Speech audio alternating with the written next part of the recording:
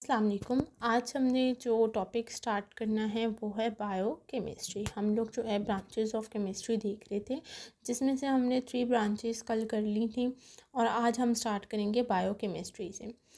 Biochemistry कौन सी branch होती है केमिस्ट्री की? It is the branch of chemistry in which we study the structure, composition and chemical reaction of substances found in living organism. यहाँ तक इसकी definition है। Biochemistry branch ऐसी chemistry की ब्रांच है जिसके अंदर हम लोग किसी भी चीज़ के बारे में, रिएक्शंस के बारे में, स्ट्रक्चर्स के बारे में, कंपोजिशंस के बारे में, सब्सटेंस की स्टडी करते हैं। लेकिन वो सब्सटेंस लिविंग ऑर्गेनिज्म में होना ज़रूरी है, ठीक है। अगर वो लिविंग ऑर्गेनिज्म के सब्सटेंसेस हैं और हम उसका स्ट्रक्चर, कंपोजिशन और केमिकल रिएक्शंस पढ़ रहे हैं तो वो हमारे पास क्या कहलाएगी? बायोकेमिस्ट्री कहलाएगी। It covers all chemical processes taking place in living organisms, such as synthesis and metabolism of biomolecules like carbohydrates, proteins, and fats. अब ये क्या कह रहा है कि इसमें ये सारी जो ये केमिस्ट्री है, बायोकेमिस्ट्री, ये सारे प्रोसेसेस जो इंटरनल केमिकल प्रोसेसेस हैं उन सब को कवर अप कर लेगी, ठीक है। जैसे अगर हम लोग मेटाबॉलिज्म की सिंथेसिस की बात करें कि मेटाबॉलिज्म कैसे बनता है, बायोमोलिक्यूल्स बायोमोलिक्यूल्स कैसे बनते हैं, जैसे कि कार्बोहाइड्रेट हो गया, प्रोटीन हो गया, फैट्स हो गए, ये सब कैसे बनते हैं और कैसे रिएक्ट करते हैं, इन सब की स्टडी हम लोग कहाँ पे करते हैं? बायोकेमिस्ट्री की फील्ड में करते हैं। Biochemistry emerged as a separate discipline when scientists began to study how living things obtain energy from food or how the fundamental biological changes occur during a disease. अच्छा, example of applications of biochemistry are in the field of medicine, food science and agriculture, etc. अच्छा, अब आपने पहले तो इसकी definition कर लेनी है। उसके बाद एग्जांपल के तौर पे उसने बताया है कि बायोकेमिस्ट्री की जो एप्लीकेशंस हैं, यानी कि बायोकेमिस्ट्री कहाँ कहाँ एप्लीकेबल है। या एप्लीकेबल का मतलब है कि कहाँ कहाँ पे यूज़ की जाती है। तो ये मेडिसिन्स के लिए यूज़ की जाती है, फूड जो है फूड के लिए, एग्रीकल्चर के लिए, और इसी तरह वो सारी चीज़ें जो कि लिविंग ऑर्गेनिज्म के लिए से लिंक्ड हैं, उनके साथ लिंक्ड है, उन चीज़ों के लिए बायोकेमिस्ट्री यूज़ की जाती है और पढ़ी जाती है। इंडस्ट्रियल केमिस्ट्री क्या होती है? The branch of chemistry that deals with the manufacturing of chemical compounds और on commercial scales is called industrial chemistry. यहाँ तक इसकी डेफिनेशन है। इंडस्ट्रियल केमिस्ट्री एक ऐसी केमिस्ट्री की ब्रांच है जिसके अंदर हम लोग केमिकल कंपाउंड्स को बनाना सीखते हैं, यानी कि मेकिंग प्रोसेस क्या होता है, कैसे मैन्युफैक्चर किया जाता है किसी भी केमिकल कंपाउंड को। तो जहाँ पर हम लोग किसी भी केमिकल कंपाउंड को मैन्युफैक्चर कर रहे होते हैं, उस केमिस्ट्री को हम लोग इंडस्ट्रियल केमिस्ट्री कहते हैं। It deals with the manufacturing of basic chemicals such as oxygen, chlorine, ammonium, caustic soda, nitric acid and sulphuric acid. अब यहाँ पर ये कौन कौन सी चीज़ों को, कौन कौन से केमिकल्स को मैन्युफैक्चर करने के लिए होती है?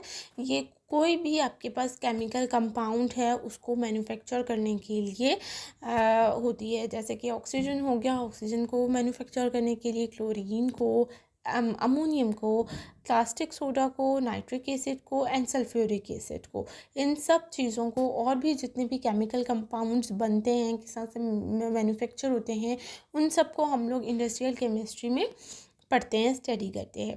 These chemicals provide the raw material for many other industries such as fertilizer, soap, textiles, agriculture products, paints and paper, etc. ये जो केमिकल्स हैं, ये जितने भी केमिकल्स हमने ऊपर पढ़े हैं, oxygen, chlorine, ammonium, caustic soda, nitric acid and sulphuric acid, ये केमिकल कंपाउंड्स कहाँ कहाँ पर यूज़ होते हैं? ये बड़ी बड़ी इंडस्ट्रीज़ में, जहाँ पर फर्टिलाइज़र इंडस्ट्रीज़ होती हैं, सोप मैन्युफैक्चरिंग इंडस्ट्रीज़ होती हैं, textile, agriculture, paints and paper, और इस तरह की बहुत सारी इंडस्ट्रीज़ हैं जिसके अंदर ये सब चीज़ें, ये सब केमिकल कंपाउंड्स यूज़ किए जाते हैं। न्यूक्लियर केमिस्ट्री क्या होता है? Nuclear chemistry is the branch of chemistry that deals with the radio activity, nuclear processes and properties. Nuclear chemistry एक ऐसी केमिस्ट्री की ब्रांच है जहाँ पर हम क्या स्टडी करते हैं, किसी भी एटम की न्यूक्लियर एक्टिविटी को, न्यूक्लियर प्रोसेसेस को और प्रॉपर्टीज़ को डिस्कस करते हैं। रेडियो एक्टिविटी, न्यूक्लियर प्रोसेस कि उसका न्यूक्लियर का क्या प्रोसेस है और उसकी प्रॉपर्टीज़ को डिस्कस को हम लोग न्यूक्लियर केमिस्ट्री कहते हैं। The main concern of this branch is with the atomic energy and its use in daily life। जो मेन काम है इस केमिस्ट्री को पढ़ने का, जो मेन ये कंसर्न है वो है एटॉमिक एनर्जी से कंसर्न है, ठीक है। और ये एटॉमिक एनर्जी हम लोग डेली लाइफ में अपना यूज़ कर रहे होते हैं। It also includes the study of the chemical effects resulting from the absorption of radiations within animals, plants and other materials। ठीक है, क्या कह रहे हैं कि इसमें हम लोग ये चीज़ भी नोट करते हैं, ये चीज़ भी स्टडी करते हैं कि जो क्या कौन सा केमिकल जो है ना वो ज़्यादा रिज़ल्ट है, किस केमिकल का क्या अफेक्ट आ रहा है ह्यूमंस पर, एनिमल्स पर, प्लांट्स पर। ठीक है, फॉर एग्जांपल अगर मेरे पास नाइट्रोजन है और ये मेरे पास क्या है, केमिकल है, ठीक है, मतलब नाइट्रोजन का किसी के साथ केमिकल बनाती हूँ और वो केमिकल मैं रिएक्ट करके मैं देख रही हूँ, ऑब्जर्वेशन कर रही हूँ कि ये ह्यूमन हेल्थ पर या एनिमल्स की हेल्थ पर क्या अफेक्ट देता है। It has vast applications in medical treatment, preservation of food and generation of electric power through nuclear reactor etc।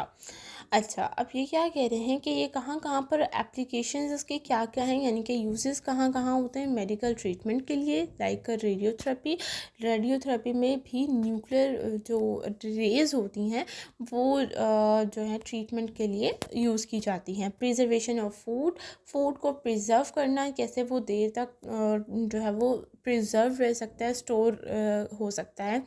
Generation of electric power यानी कि बिजली को बनाने के लिए भी इस्तेमाल किया जाता है। इसके बाद आ जाती है इन्वायरमेंटल केमिस्ट्री। इन्वायरमेंटल केमिस्ट्री क्या होती है? It is the branch of chemistry in which we study about components of the environment and the effect of human activities on the environment. यहाँ तक इसकी डेफिनेशन है। क्या कह रहे हैं कि इन्वायरमेंटल केमिस्ट्री क्या होती है? इन्वायरमेंटल केमिस्ट्री नेम से ही पता चल रहा है कि ये ऐसी केमिस्ट्री है जिसके अंदर हम लोग इन्वायरमेंट के बारे में पढ़ते हैं, ठीक है। किसी भी इन्वायरमेंट के बारे में, यानी कि हमारा ह्यूमंस का क्या इन्वायरमेंट है और इन्वायरमेंट का हमारे ह्यूमंस पे और एनिमल्स पर क्या इफ़ेक्ट हो रहा है, ये सब जिस केमिस्ट्री की फील्ड में हम पढ़ते हैं उसको हम इन्वायरमेंटल केमिस्ट्री कहते हैं। Environmental chemistry is related to other branches like biology, geology, ecology, soil and water. अब ये क्या कह रहा है कि इन्वायरमेंटल केमिस्ट्री जो है वो दूसरी साइंस की ब्रांचेस से भी लिंक्ड करता है, जैसे कि बायोलॉजी हो गया, जियोलॉजी हो गया, इकोलॉजी हो गया।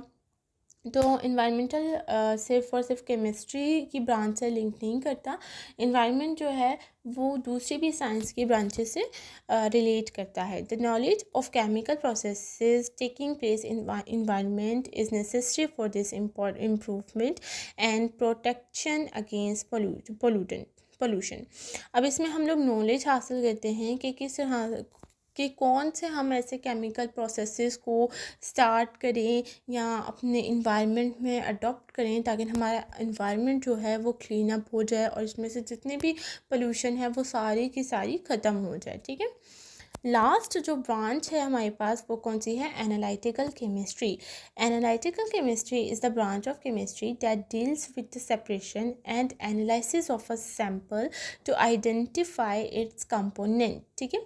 कोई भी सैंपल अगर आपके पास आता है, ठीक है, किसी भी कोई सैंपल है आपके पास, आपको नहीं पता कि ये किस चीज़ का सैंपल है, इसके अंदर कौन कौन से कंपाउंड्स, कंपोनेंट्स, एलिमेंट्स जो भी हैं, क्या कि कौन से ऐसे एलिमेंट्स इसके अंदर प्रेजेंट हैं, तो उसके लिए हम क्या करते हैं, उस सैंपल को एनालाइज करते हैं, देखते हैं, एक्सपेरिमेंट्स करते हैं बहुत सारे उसके ऊपर, ताकि हमें पता चल सके कि इस सैंपल के अंदर क्या चीज़ प्रेजेंट है।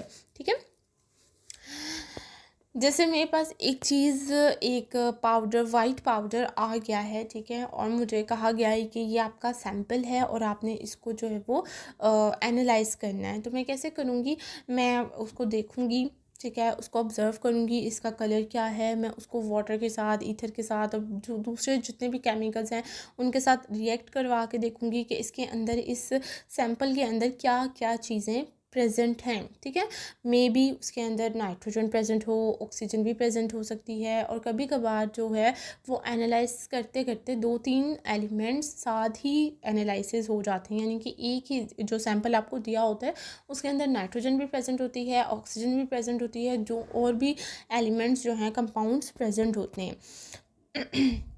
तो ऐसी केमिस्ट्री जिसके अंदर हम किसी भी सैंपल को एनालाइज कर रहे हैं, ऑब्जर्व कर रहे हैं, उसको देख रहे हैं, उसको हम क्या कहते हैं, एनालिटिकल केमिस्ट्री कहते हैं उस ब्रांच को। The separation is carried out prior to quantitative and qualitative analysis. अब एनालिटिकल केमिस्ट्री दो तरह से होती है, दो इसकी बेस्ड होती हैं, एक क्वालिटेटिव, एक और दूसरी क्वांटिटेटिव एनालिसिस होती है।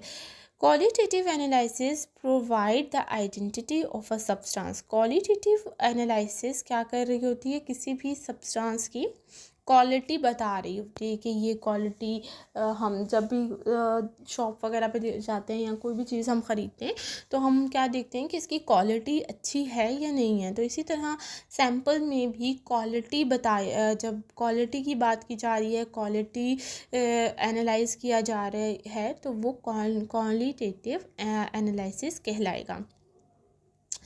On the other hand, quantitative analysis determine the amount of each compound present in the sample. Quantitative analysis ऐसी एनालिसिस है जिसके अंदर हम अमाउंट देखते हैं कि सैम्पल की अमाउंट कितनी है। फॉर एग्ज़ाम्पल वो 2 ग्राम है, 3 ग्राम है, 4 ग्राम है, तो जो बात अमाउंट पर आ जाती है वो हम लोग क्या कहते हैं कि ये क्वांटिटेटिव एनालिसिस हुई है।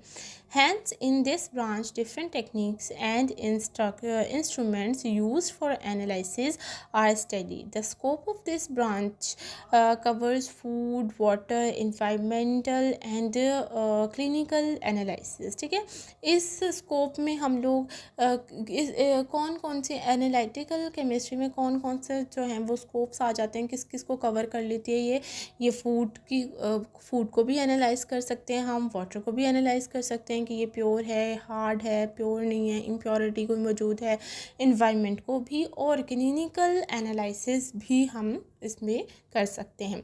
तो ये आज हमारे पास जो हैं ये ब्रांचेस थी जो हमने आज कवर अप कर ली हैं, और ये सारी एक एक लाइन की डेफिनेशन है, आप इसे देखें, समझें और पढ़ें। इसके बाद जो हमारा बेसिक डेफिनेशंस हैं ये टॉपिक हम कल कवर करेंगे। आज के लिए इतना ही। कोई भी क्वेश्चन हो तो आप कमेंट बॉक्स में पूछ सकते हैं। चैनल को सब्सक्राइब कर दीजिएगा और लाइक भी कर दीजिएगा। Thank you so much. अल्लाह हाफिज़।